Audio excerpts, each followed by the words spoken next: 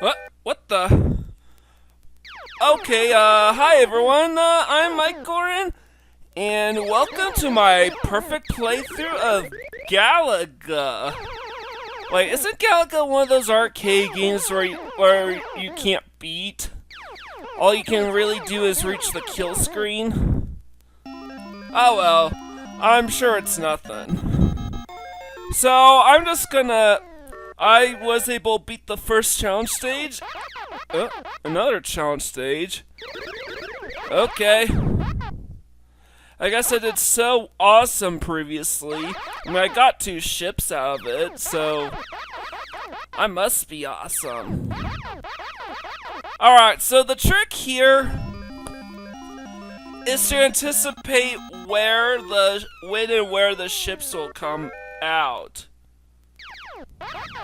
And spoiler alert, whenever you see text leave the screen is the best time for you to start firing at these specific locations. And you can only get 2 shots out at a time, so it's not like you can do it's not like you, what is it called? Auto fire, because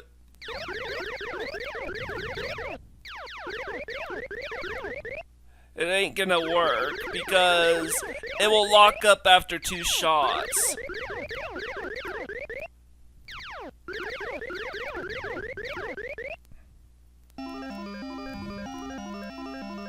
Warhead's 40.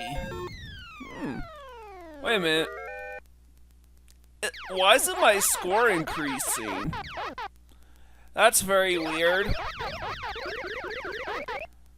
I get the high score not freezing yet, sort of.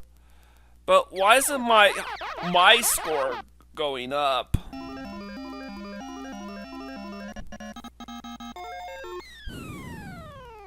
Yeah, I should be blowing out the scoreboards out of the water by now.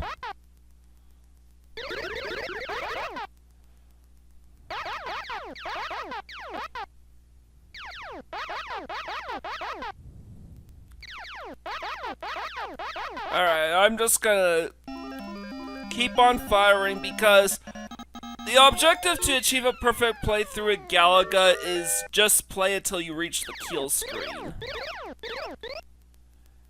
And come to think of it, none of the ships are attacking me. None of them. And yes, they are supposed to attack you. Well, okay, these are challenge stages, not main levels, so where are all the main levels?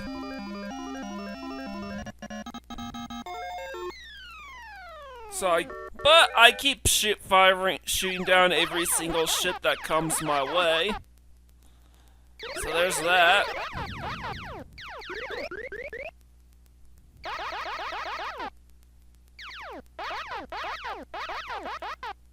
Alright, and... Congratulations! But there's still an awful lot more to do. April Fools! No, this isn't a perfect playthrough of Galaga. This is a perfect playthrough of Tekken! Don't worry, the whole PlayStation thing will come into play later on. And what I like to do whenever playing Tekken is just play through the whole game as each character in order. So, the Galaga stuff does factor into the perfect playthrough conditions of Tekken's. And that involves unlocking all 9 characters plus the alternate costume for Kazuya. Conquering the Galaga minigame at the start gave us the alternate Kazuya costume. First, I'm gonna go ahead and save my game. And, oh yeah, I'm going to play this game on easy mode because the AI in this game can be super cheap. I'm just gonna wait a while, and I hate waiting a while for these old Tekken games because I don't know why. They always make the protagonist of that game just stare in the screen like that, with very unsettling music in the background. It's very weird and creepy and uncanny. So Jack was the first one to appear in the opening credits, so...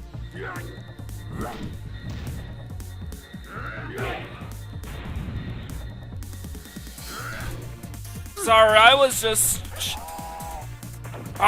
checking an update on my other laptop.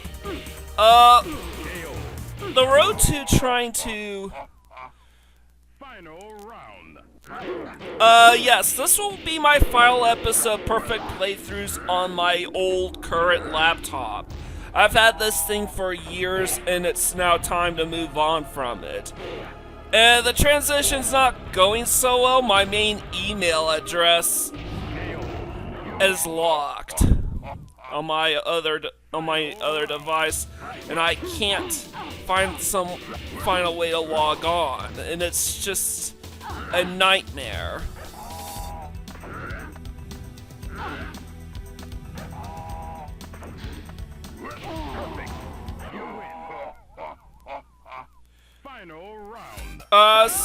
The reason why I set the time limit to 20 seconds is so I can... So right now I'm sort of trying to get used to playing this game's controls.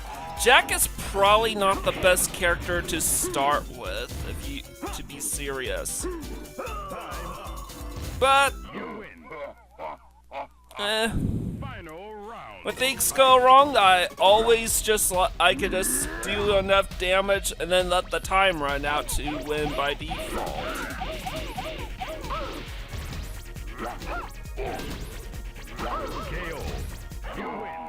And yep.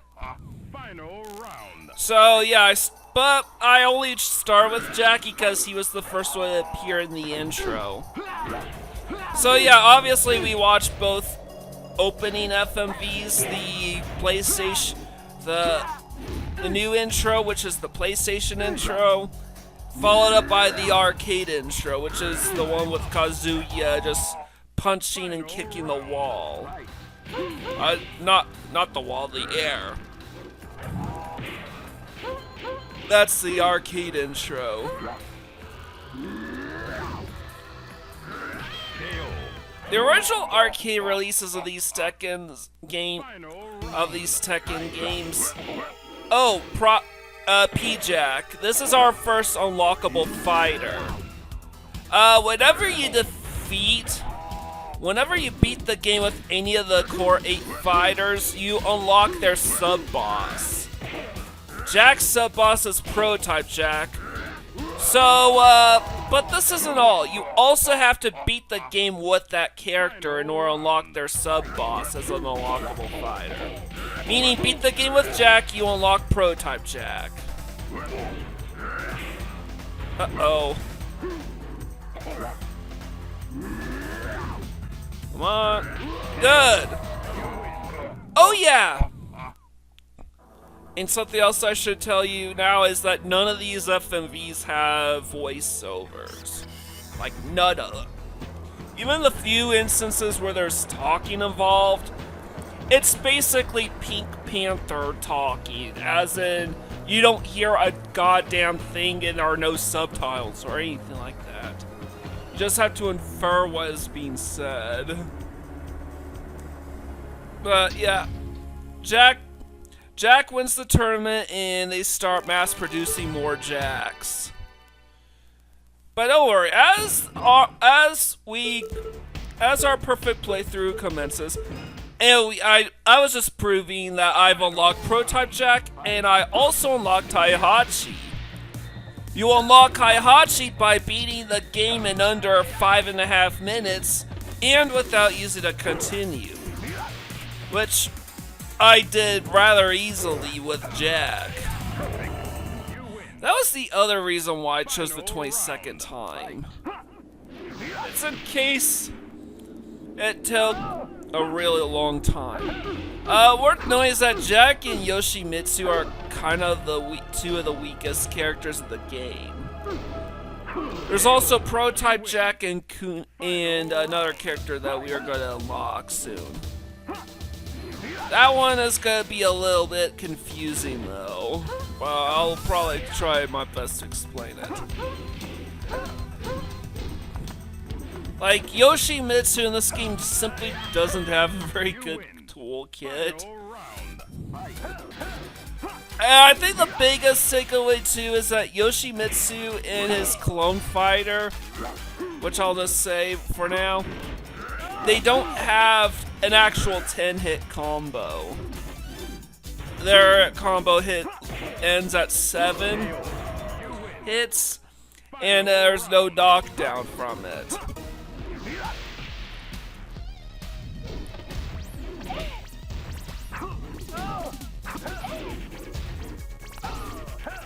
Which is also the reason why Yoshimitsu's gotta be really slow here. KO. You win. Final round. Fight.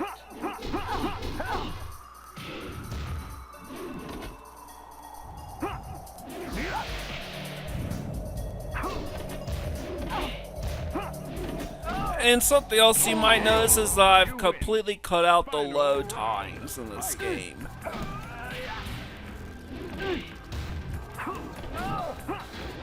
To try to keep this paced, to keep this whole video in a brisk pace. KO. You win. Final round. So Yoshimitsu's rival in this game is Ganryu. Ganryu's story is that, okay, Jack's story was that he was sent by the Russian military to dispose of Kazuya, as well as the Prototype Jack, which was stolen by the Mishima Daijo. Yoshimitsu's more of a Robin Hood sort of, and Yoshimitsu's more of a Robin Hood style character, trying to rob the Mishima Daijo. And this is one of our characters, Law, slumming it in the streets.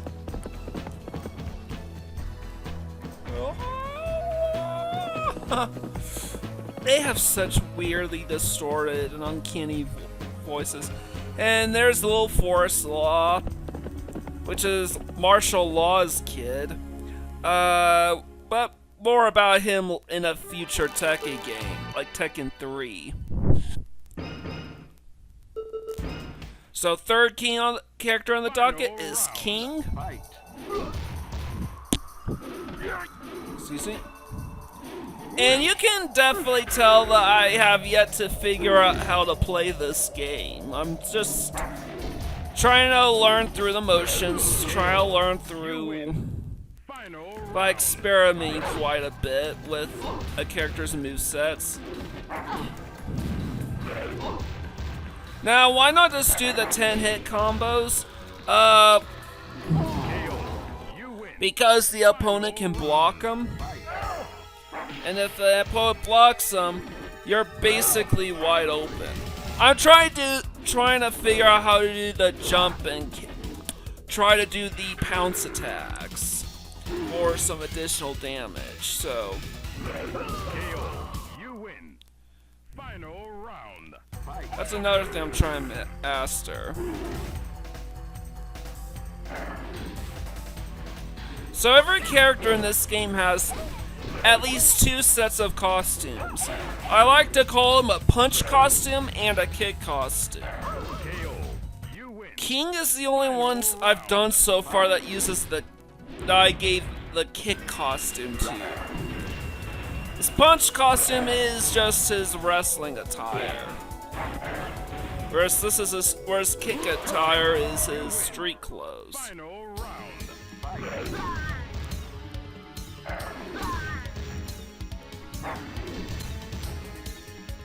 Perfect.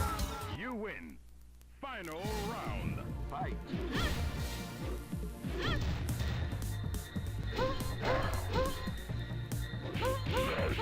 Perfect.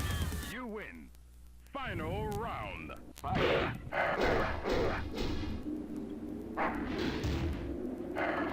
And There's Armor King, which is King's arch rival. King's story is that he wants to try to Final round. win the prize money and donate it to the orphanage that saved his life when he was a child. So when King was a kid, he was basically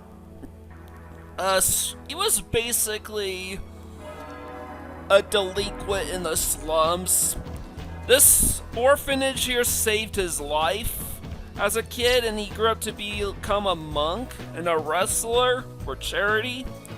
For this, and man, a bit trivia, these are actually the staff faculty that worked on the game, so it's very, very strange.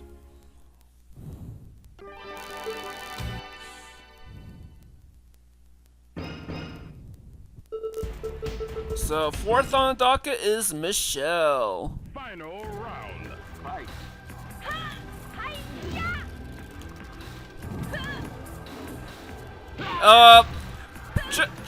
Generally speaking, all the sub-bosses in this game have a personal history with the main characters. Prototype Jack was, well, a prototype of the Jack models that the Russian government is looking to dismantle with one of their superior Jack models. You've got Ganryu, meanwhile, was just a bodyguard of the Mishima Daijo after he was disgraced. Ganryu was a disgraced sumo wrestler who was then given a job by the Mishima Daimyo as a bodyguard. Ganryu also has a mad crush on Michelle Williams and her daughter Julia Williams. You win. Final. Yeah, that's definitely creepy, but don't worry, Julia Williams isn't anything in the Tekken series until Tekken 3. Now, as to whether or not she is an adult in Tekken 3, a legal adult, I seriously don't know. But to be fair, Ganryu doesn't appear in Tekken 3 as a playable character. Or Tekken 4. Final round. He doesn't appear till Tekken 5, which is like years later. Perfect. You win. Final round. Oh yeah, and I have no idea why Kunimitsu's in-universe lore, why she's fighting Michelle instead of Yoshimitsu, since Yoshimitsu and Kunimitsu are the ones with the history. Michelle has something that Heihachi wants, and it won't play an important role until the second and third games in the series. What this artifact is, but it's a medallion.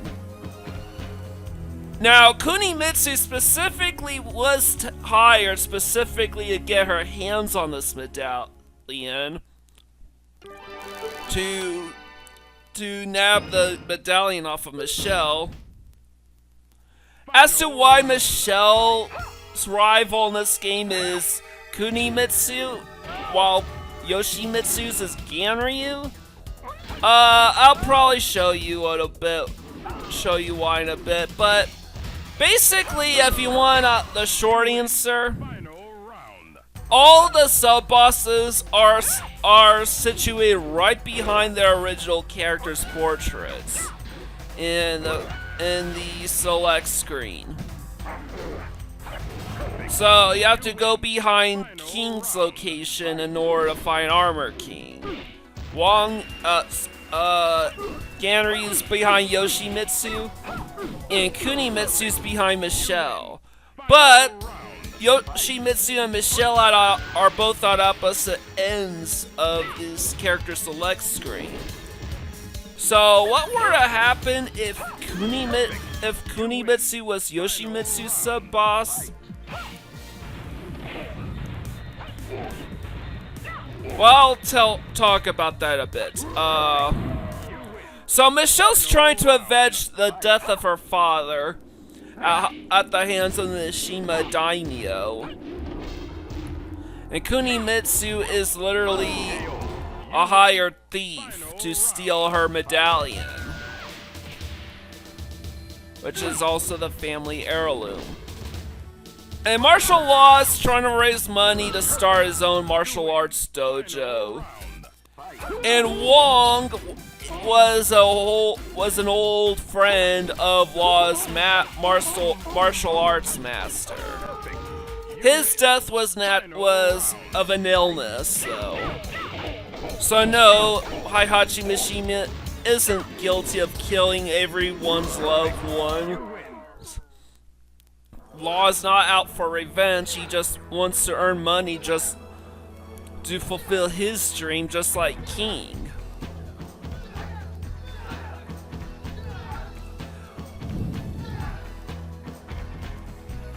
So Wang was literally an old friend of Law's mentor.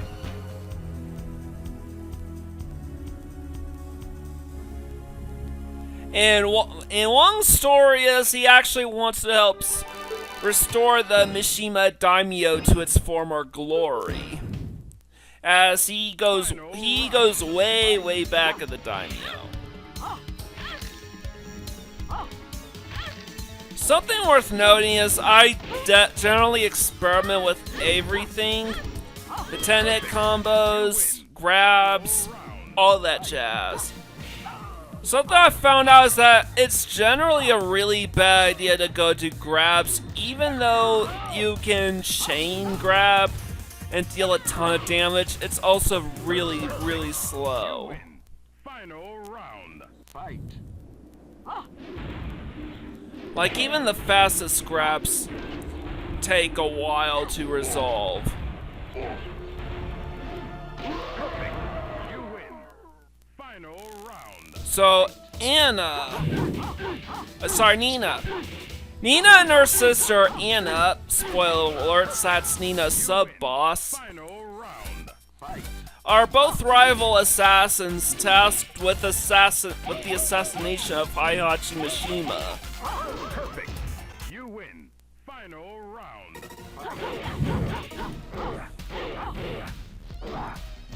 I believe that she actually, and also they hate. Also, Nina and Anna hate each other. All I know is that they both finished Final Four. You win. Final round. Nina finished in the Final Four, like 4th place or something.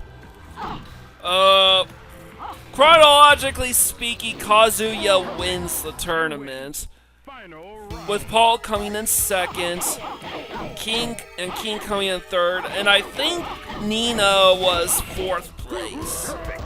You win. So yeah, Nina and Anna are essentially rival assassins who hate each other's guts.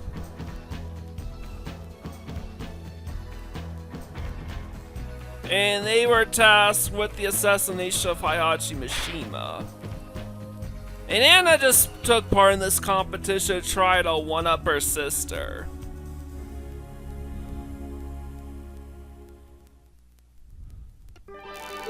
Nina is apparently the golden child, so to speak. So, next up is Paul. By the way, the costumes I use are the costumes that are generally worn in their final FMVs. Final round. Only the core 8 characters have FMVs though. The rest do not. Perfect. You win. Final round. Fight. Perfect.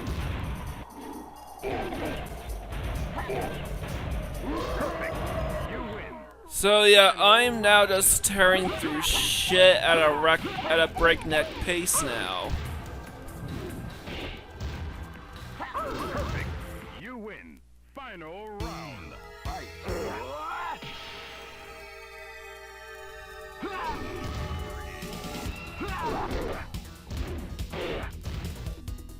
Perfect.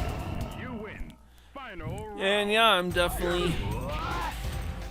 And Paul's story is very simple.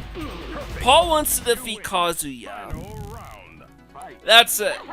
He wants to defeat Kazuya and become the world's greatest martial artist. The two previously got in a scuffle that ended in a tie. And now Paul wants to decide the outcome of that. And his sub-boss is Kuma, an Arctic brown bear.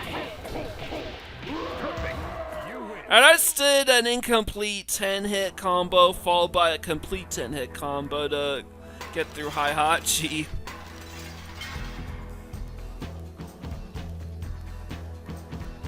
So Paul is generally just, I want to be the very best like no one ever was.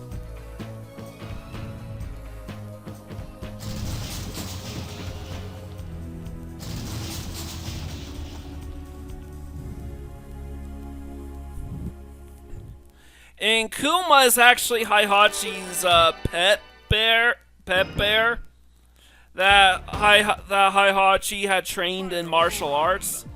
And now we finally get to take on Kazuya, who is the de facto main character of the OG Tekken, and has gone on to become quite an iconic face of franchises in their own right, to the point that he was selected for Super Smash Bros. Ultimate over Heihachi.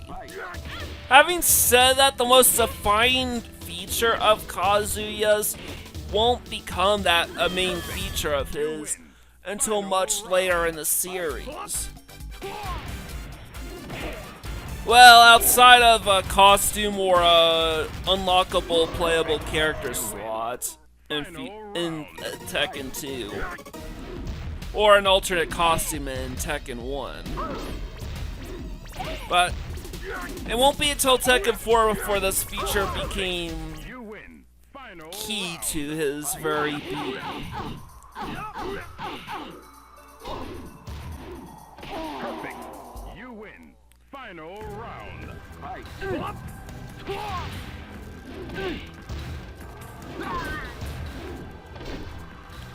So Kazuya, you see this gash on his chest? Well, that was caused by his father Heihachi when he threw him off a ledge, and now Kazuya wants to kill his own dad and give him a taste of his own medicine. And so yeah, that scar on his chest was caused by by Daddy Mishima here. And now that Kazuya has won the World Martial Arts Tournament, he gets to return the favor by dropping him off this ravine.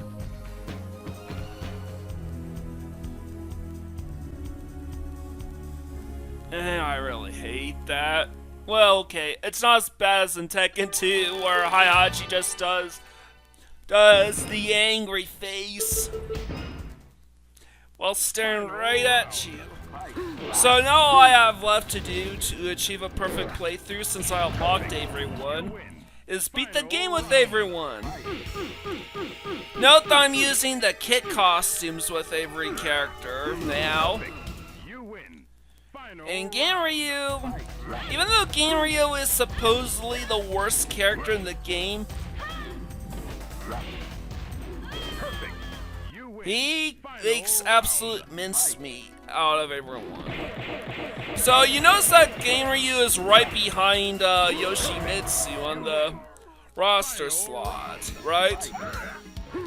Well, if Kunimitsu was right behind Yoshimitsu, I would not be surprised if Kunimitsu was originally planned to be Yoshimitsu's sub-boss. But then they realized, oh shit, Yoshimitsu and Kunimitsu have identical portraits. So they decided to move them in opposite corners of the character select screen instead. so people wouldn't get so confused. That wouldn't work too well if you chose to play as Michelle first, though. Because Kunimitsu will still technically be behind him. But yeah, none of the unlockable characters have stories beyond their mere functions.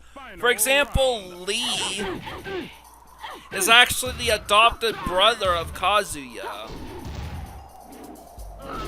And, and is also Heihachi's second in command, so to speak.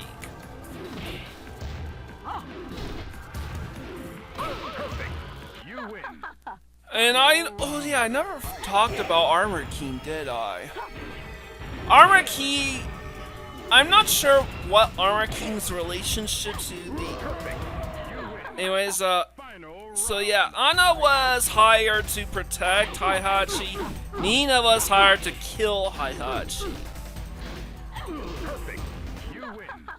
Final round. Fight.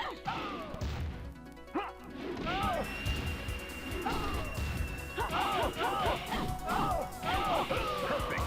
You win. Final round. Fight. So yeah, now to be fair, most of the rival characters are just clones of one another. You win. Final There's generally no truly unique fighter in this game. Perfect. You win. Final round. Fight.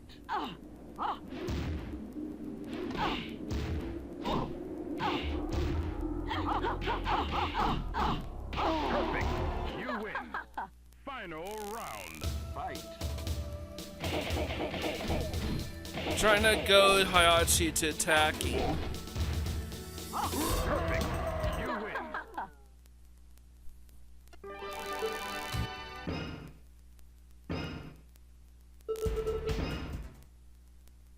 Final round. Fight.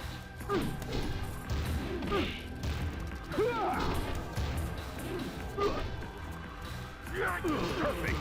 You win. So yeah, Final round. Wang just wants to return the Mishima Daimyo to its former glory. And by former glory, Wang was an associate of Heihachi's daddy, Jinpachi, who is actually the main antagonist of Tekken 5. You win. Final round. Fight.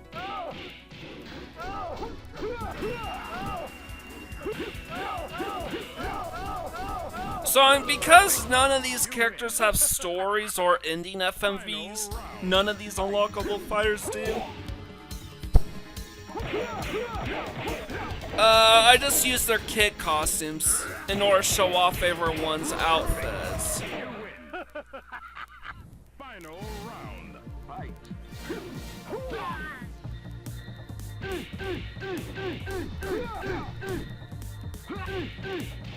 Perfect. You win. Final round. Fight.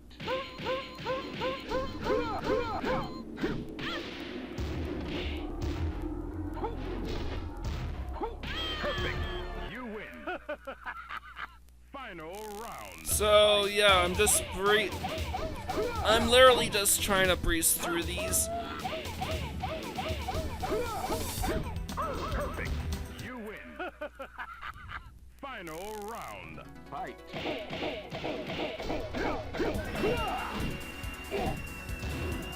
Perfect. You win. I like to using my yeah, as you can see, I finally mastered the Art of the Pounce, and Kunimitsu literally just has an incomplete version of Yoshimitsu's moveset, and still has the same problem of not being able to hit a full 10 times for a 10-hit combo. Perfect. You win. Final round. Of course, Kunimitsu is supposed to be a female, but for whatever reason they gave him Yoshimitsu's voice.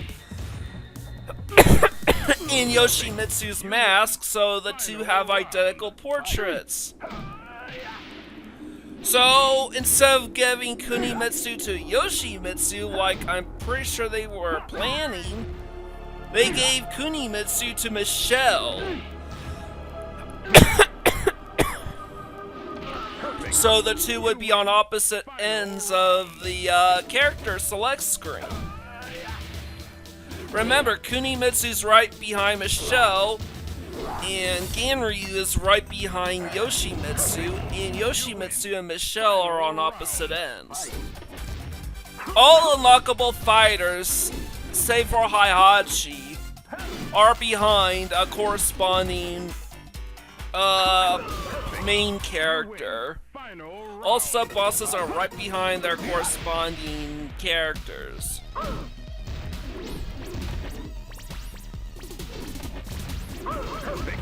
You win. Final round. And Heihachi is actually sandwiched between Heihachi, meanwhile, smack dab in the middle between what's their names? Perfect. You win. Final round. Fight. Lee and Kuma, which is right behind where which is right behind where Kazuya and Paul would be in the character select screen. Honestly, it's amazing that just how far I've came that I was able to beat the game as quickly as I did with Kunimitsu. But if you thought that was amazing, watch Armor King. Armor King Ganryu absolutely wreaked havoc throughout this whole thing. And this is what I like to call the Armageddon combo. Armor King is one of the most vicious monsters in the entire game, thanks to his 10-hit combo going straight to the heart. Going straight to the heart pounds. You win. Final round. Excuse me? Perfect. You win. Final round. I mean, it is absolutely nasty. Perfect. You win. Final round. Fight.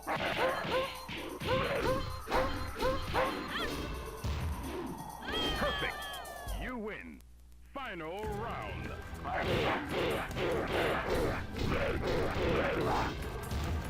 Perfect. But yeah, Armor King actually got injured by King in a wrestling match one time, which resulted in getting a blood red, one of his eyes becoming bloody red all the time. Final round. Fight.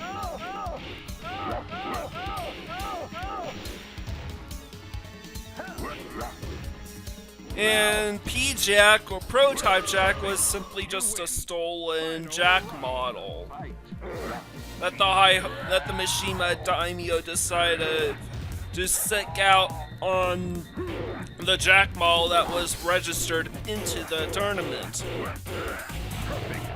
You win. Final round. Fight.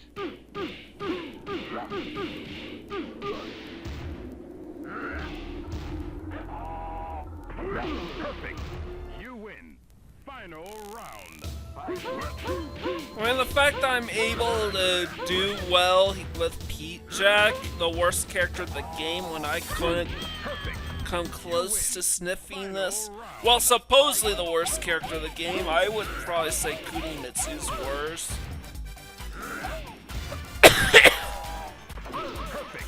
Kunimitsu literally has an unfinished moveset.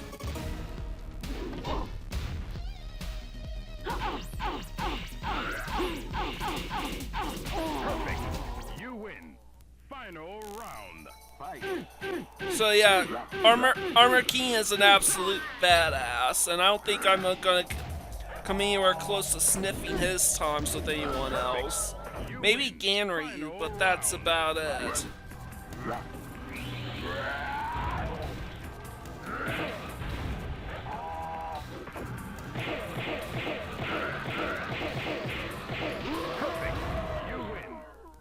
Final round. Fight. Alright.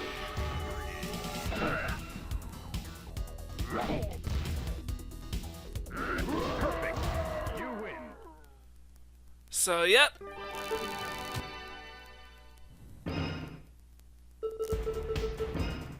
Kuma is next. Final round. And his kid costume is literally Kuma is a polar bear. That's his kid costume. A good chunk of these characters will wind up dead during the transition from Tekken 2 to Tekken 3, however. They either die or they grow too old to continue fighting. And thus decide to step away and let their offspring take over.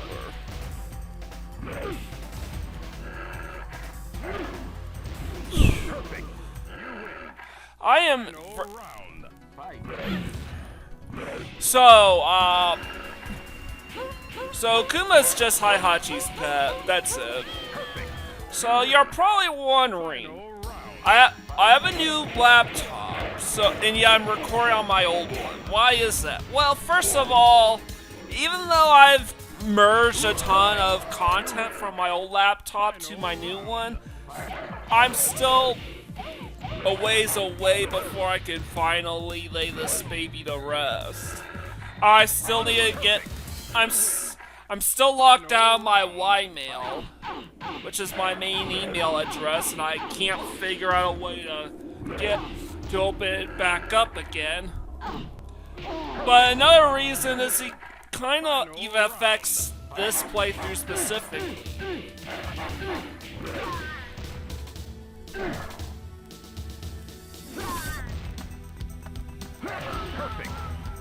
You see, while my Galaga file is still up and running here, on my new file right now, the Tekken file is not. It is not available on my new computer, and I have no idea why. It seems that there's some incomplete discrepancies.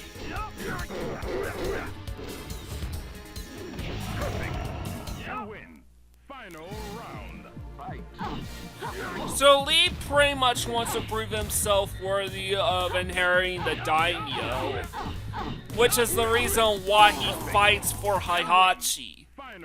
All the sub-bosses in Tekken 1 fight for Heihachi, including Armor King. That's all Now, why Armor King is fighting for Heihachi, I have no idea. I think it has to do something to do with King. Like, he probably just wants a rematch, King is all.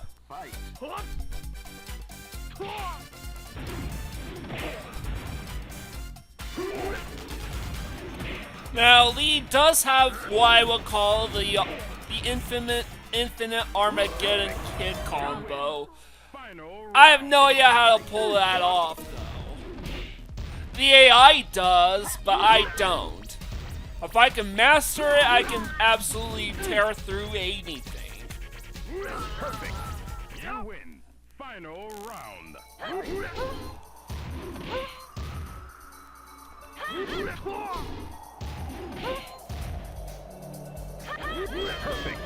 You win.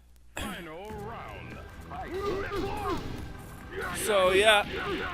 So how do you unlock Heihachi? You win. You unlock, as I said before, to unlock Heihachi, you have to beat the game with any character in under 5.5 minutes and without using a continue. Which basically means you win every fight. Doesn't matter who you do it with, or if you unlock someone else as well, you just have to do it. Perfect. You win. Final round.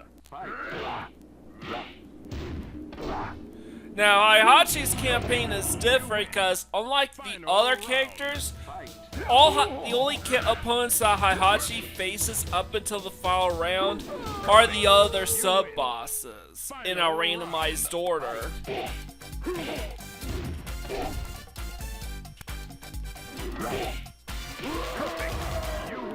So that's kind of neat.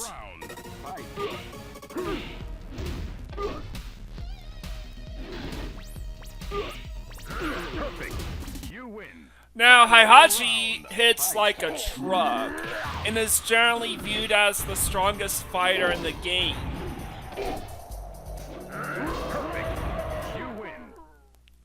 Now, is he as consistently dominant as Armor King? No. There's no surefire 5-second combo that can help me tear through everyone. But his attacks deal so much damage it doesn't that he probably doesn't need it. And by the way, that is the new costume that we unlocked. That Kazuya costume you just saw in the final round is the costume that we unlocked for beating him. So while we beat everyone else, normally if you just hit the kick button, you get an alternate costume featuring Kazuya's kick costume.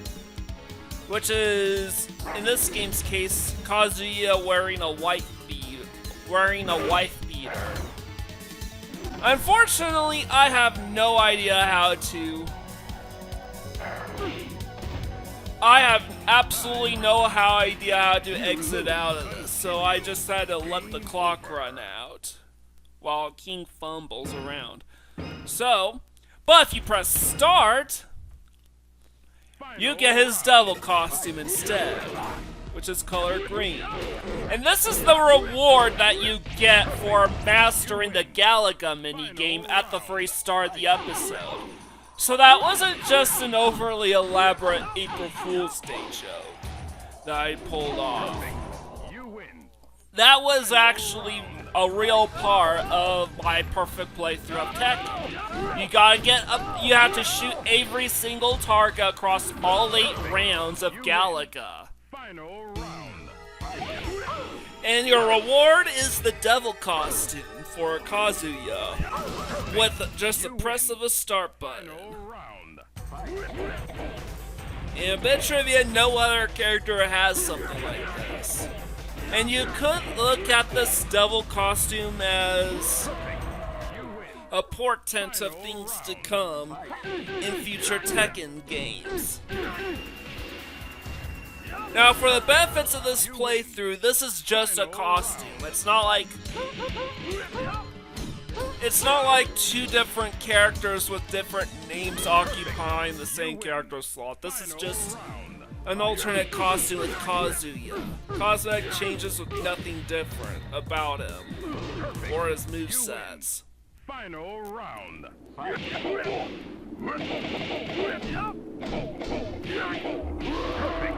You win. Uh-oh.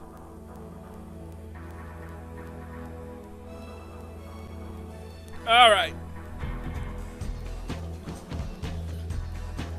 I have no idea what the hell's going on with my laptop. My new laptop.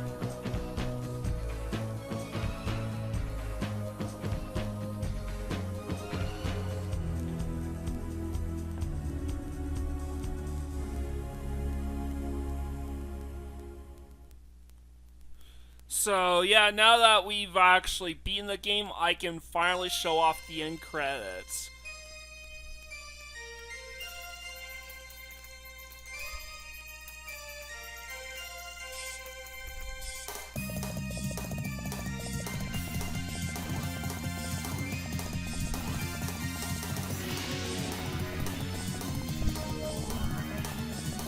And I will try to fix... Overall, I do enjoy this game. Even though I typically do shitty games for my April Fool's Day specials on perfect playthroughs, I do think this game is the game's fine. It is really frustratingly difficult, though. I made it look easy, but play on actual hardware, That game is frustratingly difficult, to say the least. So I'm just gonna do the same old name registration here, and that will be it. So here's Devil Kazuya in 3rd place, Heihachi's 4th, Normal Kazuya's in 5th place, and the characters absent from the 2 characters absent from these rankings, Yoshimitsu and Jack, of course. So that's it for my perfect playthrough. Please leave a like, comment, share, and subscribe to my channel. I greatly appreciate it. With all the way, this is Mike Gorin, sign out.